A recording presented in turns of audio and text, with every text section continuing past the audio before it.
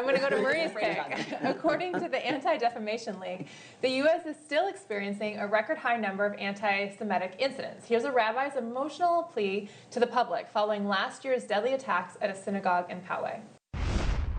The story needs to be told, and it needs to be told loud and clear that this must stop. This hate, the anti-Semitism that is showing its ugly head once again, just 70 years after the Holocaust, this has to stop.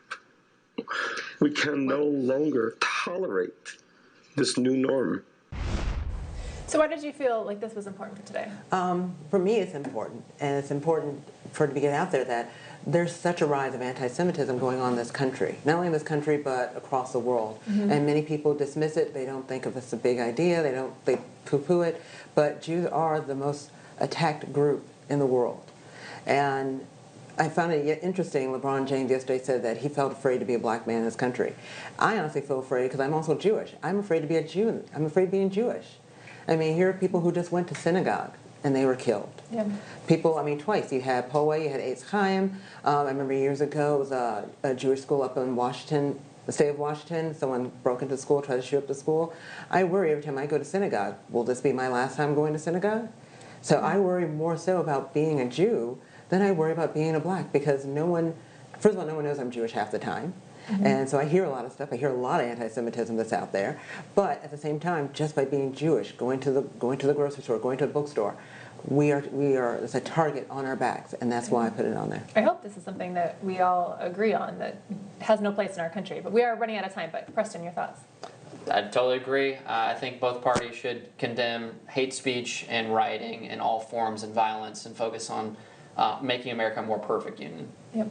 Amisha? No, I don't think, as you said, I don't think anybody on this panel is going to shout at people excitedly when they are abusive towards Jews. I just personally don't think that that's right. As someone who has worked for AIPAC, as someone who has since college supported Jews and supported their full inclusion into American society, it's very scary to me that today we're seeing an America that has gone back decades in terms of the progress we had made when it came to a lot of the support for Jewish people. And that's particularly frustrating. I think that we have to do more as a nation to make it end. Sorry. All right, we're going to go to Amisha's pick. Here is Los Angeles Clippers head coach Doc Rivers' reaction to the police shooting of Jacob Blake in Kenosha, Wisconsin. We've been hung, we've been shot, and all you do is keep hearing about fear. It's amazing to me why we keep loving this country, and this country does not love us back. That's a hard video to watch. It's hard to watch. It's even harder to take in. The more and more every day I see these hashtag trails of black men and women who have died at the hands of police officers. The Karens that are calling the police on people just because they dare to walk in the park.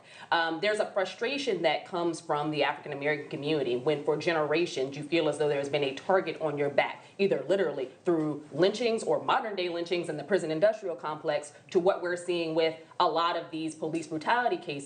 There's a sense that America is not hearing you. America is not hearing about you. And I think that what we're seeing now with the NBA specifically, which is comprised of 98% African American men, you're seeing these guys stand up and say enough is enough. And I think that that's setting the stage for an America to actually speak up and speak out.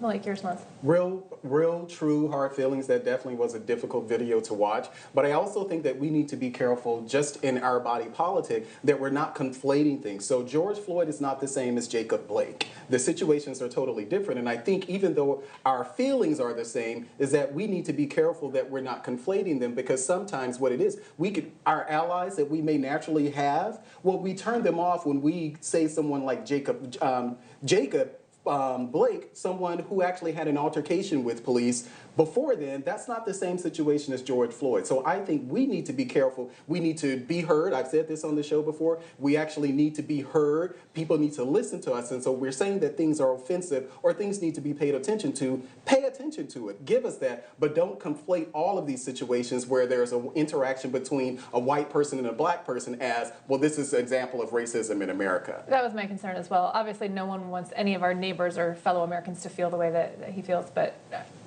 My thoughts, exactly. But we got to run. But when we come back from the break, we will visit this week's segment of Don't Be Fooled and the closing argument. Don't go anywhere.